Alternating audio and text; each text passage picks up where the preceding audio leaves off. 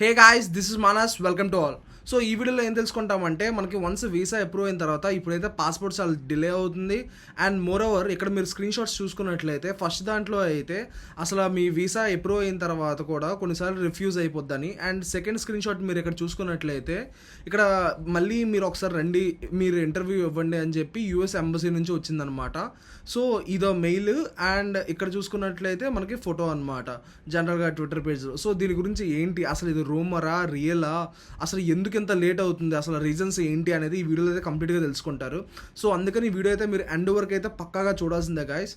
So ఇంకా video మొదలు పెడదాం. అండ్ వీడియోలోకి వెళ్ళే ముందు ఒక చిన్న రిమైండర్ అనమాట, మన ఛానల్కి వ్యూస్ అయితే బాగానే వస్తున్నాయి కానీ సబ్స్క్రైబర్స్ అయితే రావట్లేదు. మీరు కనుక సబ్స్క్రైబ్ చేసినట్లయితే నాకు మరింత మోటివేషన్ ఉంటుంది ఇంకా మరింత మంచి కంటెంట్తో మీ ముందుకు రావడానికి. సో గైస్ ఇప్పుడు చూసుకున్నట్లయితే రీసెంట్గా June 13 తర్వాత ఎవరికైతే వీసా ఇంటర్వ్యూ అయ్యిందో సో వాళ్ళకి అందరికీ అప్రూవ్ అయిపోతాయి కదా. సో అప్రూవ్ అయిన తర్వాత పరిస్థితి ఏంటి అంటే ఎన్ని రోజుల పాస్పోర్ట్ వస్తుంది అని చెప్పి నన్ను అడుగుతున్నారు అనమాట జనరల్గా.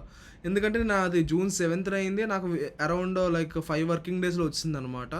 బట్ వీళ్ళకైతే ఇంకా పాస్పోర్ట్ రావట్లేదు, మోర్ దెన్ 15 days అయిపోతుంది. ఈరోజు నేను June 30th వీడియో చేస్తున్నాను. సో మోర్ దెన్ 15 days అలా అవుతుంది. సో ఇంకా వాళ్ళకి పాస్పోర్ట్ అయితే రాలేదు.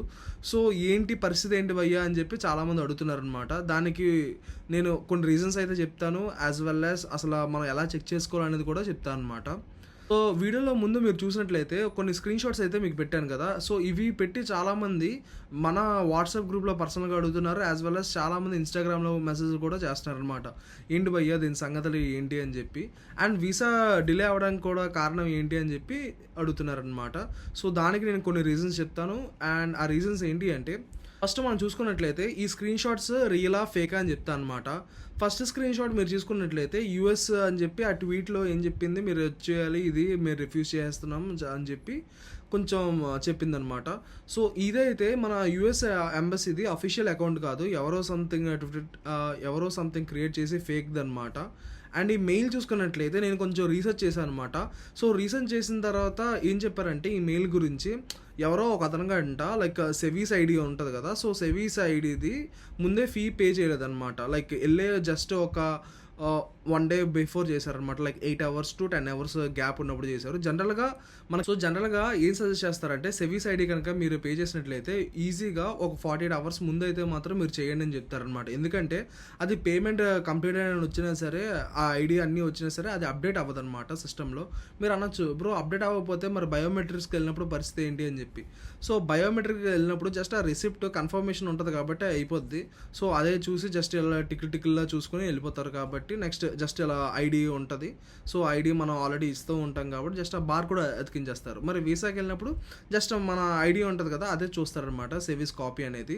బట్ అంతే తప్ప ఆ సిస్టంలో మొత్తం అన్నీ చూసుకోవాలంటే ప్రతి ఒక్కరికి ఒక 2 నిమిషాలు 3 నిమిషాలు అయిపోతుంది ఇంటర్వ్యూ. అది అందరికీ చూడాలి అంటే మాత్రం ఒక 10 నిమిషాలు 15 నిమిషాలు ఇంకా అరగంట కూడా పట్టొచ్చు మనం వెళ్ళే డాక్యుమెంట్స్ అన్ని వెరిఫై చేయాలంటే. సో జస్ట్ మీ DS 160 ఒకటే చూస్తారు కాబట్టి సెవీస్ ఐడి అంత చూడరు, జస్ట్ పేమెంట్ కన్ఫర్మేషన్ కాపీ ఉంది కాబట్టి అయిపోయిందనమాట. అయింది ఎలా పడిందంటే ఫస్ట్ రోజు బయోమెట్రిక్స్, నెక్స్ట్ రోజే వీసా అనమాట, పక్క డేట్స్లో పడ్డది. సో ఇంకా ఆయనకి అప్డేట్ అవ్వలేదంట. సో అప్డేట్ అవ్వలేదు ఏంటి అని చెప్పి మళ్ళీ ఆయనకి మెయిల్ వచ్చిందనమాట, మీరైతే అప్డేట్ అవ్వలేదు కాబట్టి June 30th అయితే మాత్రం మీరు వచ్చి ఇంటర్వ్యూ ఇవ్వాలని చెప్పి ఆయనకైతే మెయిల్ వచ్చిందనమాట.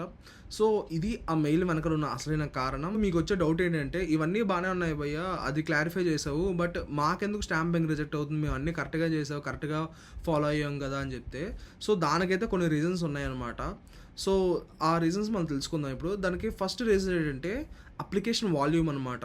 సో ఇప్పుడు మీరు తెలుసుకున్నట్లయితే 1 million వీసాస్ ఇష్యూ చేద్దామని చెప్పి యూఎస్ గవర్నమెంట్ అయితే మాత్రం టార్గెట్ పెట్టుకుంది. సో అంత 1 million అంటే చాలా ఎక్కువ మంది కదా. సో ఆబ్వియస్లీ స్టాంపింగ్ కూడా చాలా ఎక్కువ అవుద్ది. అది మనకి ఫస్ట్ రీజన్ అనమాట. అండ్ సెకండ్ రీజన్ ఏంటంటే అడ్మినిస్ట్రేటివ్ బ్యాక్లాగ్స్. సో ఎలా అంటే ఇప్పుడు ఒకవేళ రిసోర్సెస్ ఇంక్రీజ్ చేసినా సరే, ఇది హైదరాబాద్ కాన్సులేట్ అనేది ఈ మధ్యన రీసెంట్గా వచ్చిందనమాట. అంటే పాత కాన్సులేట్ వేరు, ఇది కొత్త కాన్సులేట్ అనమాట. సో ఈ కొత్త కాన్సులేట్ చాలా పెద్దదనమాట. సో ఆబ్వియస్లీ ఎక్కువ మంది ఉంటారు. సో ఇదే ఫస్ట్ ఇంటేక్ కాబట్టి ఎంతమంది వస్తారు ఏంటి, ఆల్రెడీ రిజిస్టర్ చేసినా సరే వీరి స్టాంపింగ్ ఇవన్నీ ప్రొసీజర్ ఐడియా కొంచెం అటు ఇటు అవుద్ది కదా. ఆబ్వియస్లీ ఎంత కౌంట్ తెలిసినా సరే, ఎంతమంది వస్తారు రిజిస్ట్రేషన్ దాని కౌంట్ తెలిసినా అటు ఇటు అవుద్ది. సో అదొక రీజన్ అయి ఉండొచ్చు. ఇంకా థర్డ్ రీజన్ వచ్చేసరికి సెక్యూరిటీ అండ్ బ్యాకప్స్ అనమాట. ఇప్పుడు మనం వీసా స్టాంపింగ్లో చూసుకున్నట్లయితే అందరికీ 1 star 2 star అండ్ చాలా రేర్గా పడుతుంది 3 star. సో ఇలా ఏంటంటే ఆ స్టార్లు ఎందుకు వస్తాయంటే మనకి సెక్యూరిటీ బ్యాకప్ చేస్తారనమాట. సో 1 స్టార్ వస్తే నీది మినిమల్గా ఉంటుంది, అంటే నీ ఫోన్ కాల్స్ కానీ ఈమెయిల్ కానీ అలాంటివి చెక్ చేస్తారనమాట. అదే 2 స్టార్స్ వచ్చిందనుకోండి, మీ దాంతో పాటు మీ దాంట్లో కాంటాక్ట్స్లో ఎవరున్నారు, లేకపోతే లింక్డ్ఇన్లో మీరు ఫ్రెండ్షిప్స్ ఎవరైతే చేస్తున్నారో కనెక్షన్స్తో, సో వాళ్ళ బ్యాక్గ్రౌండ్ కూడా చెక్ చేస్తారనమాట.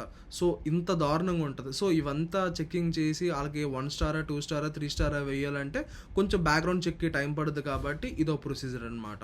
ఇది కొంచెం డిలే అవ్వడానికి ఛాన్స్ ఉంది. ఇంకా 4th ఇష్యూకి వస్తే టెక్నికల్ గ్లిచెస్. సో ఆబ్వియస్లీ అంతమందికి చేస్తున్నప్పుడు ఆబ్వియస్లీ ఏదైనా టెక్నికల్ గ్లిచెస్ కానీ లేకపోతే సాఫ్ట్వేర్ ఇష్యూస్ కానీ ఏమైనా అయ్యే ఛాన్స్ ఉండి కూడా డిలే అయ్యి ఉండొచ్చు. ఎందుకంటే ఫస్ట్ వీక్ అంటే ఏదైతే ఉందో జూన్ 1 నుంచి 7th వరకు వాళ్ళకి అయ్యింది అయితే చాలా స్పీడ్గా అయిపోయింది. ఇన్ఫ్యాక్ట్ 12th వరకు కూడా చాలా స్పీడ్గా అయిపోయింది. బట్ ఎప్పుడైతే 13 నుంచి ఎవరికైతే అప్రూవ్ అయిందో వాళ్ళ దగ్గరికి వచ్చేసరికి డిలే అవుతుంది. సో మేబీ నాకు తెలిసి టెక్నికల్ గ్లిచెస్ కూడా అయ్యే ఛాన్స్ ఉందన్నమాట. సో నెక్స్ట్ 5th రీజన్ ఏంటంటే హై డిమాండ్ పీరియడ్ అనమాట.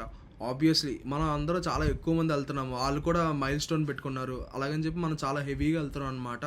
సో నెక్స్ట్ ఇది B1 B2 వాళ్ళు కూడా మంచి పీరియడ్, ఎందుకనంటే ఈ సమ్మర్ ఇవన్నీ వెళ్తూ ఉంటారు కదా, సో అందుకని వాళ్ళు కూడా మంచి పీరియడ్ అండ్ మనకు కూడా చాలా హెవీ పీరియడ్ అనమాట.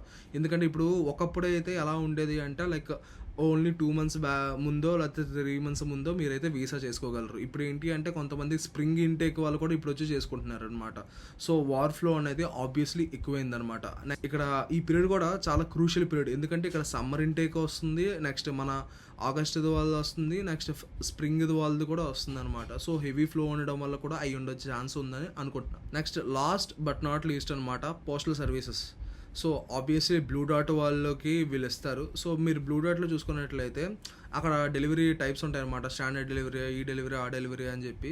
సో ఏ డెలివరీ అయినా సరే లైక్ ఈజీగా మీ ఉండే లొకేషన్కి 2 to 3 days పడుతుంది. సో ఇది కాకుండా ఏంటి అంటే ఇప్పుడు ఈ భయాన్ని అడ్డు పెట్టుకొని చాలామంది ఏంటంటే రిఫ్యూజ్ అయిపోతాయి ఎందుకంటే అప్రూవ్డ్ నుంచి ఇష్యూడ్ అవ్వట్లేదు అని చెప్పి చాలామంది అంటున్నారనమాట. ఇన్ఫ్యాక్ట్ మా ఫ్రెండ్ అయితే ఒక అతనికి అయితే 16th అయ్యింది, ఇప్పుడు దాకా అప్రూవ్ అని చూపించింది కానీ ఇష్యూడ్ అయిన మాత్రం పడలేదన్నమాట. అలా చాలామంది ఉన్నారు బ్రో తెలిసిన వాళ్ళు. సో అందుకని మీరైతే ఏం వరీ కాకండి, ఈజీగా అయిపోద్ది ప్రాసెస్ ఇదంతా. సో మీరైతే ఏం వరీ కాకండి, ప్రాసెస్ అయితే ఈజీగా అయిపోద్ది. ఎందుకంటే అప్రూవ్డ్ నుంచి ఎప్పుడైతే ఇష్యూడ్గా మారుద్దో వెంటనే మీకు వచ్చేస్తుంది. నాకైతే అప్రూవ్ నుంచి ఇష్యూడ్గా అయితే 3 working days వచ్చింది. నెక్స్ట్ ఇవన్నీ కాకుండా ఇంకా కొన్ని ఫ్యాక్టర్స్ కన్సిడర్ చేయొచ్చు మనం, లైక్ సాటర్డే సండేస్, సో అలాంటి వీకెండ్స్ ఉంటాయి కదా.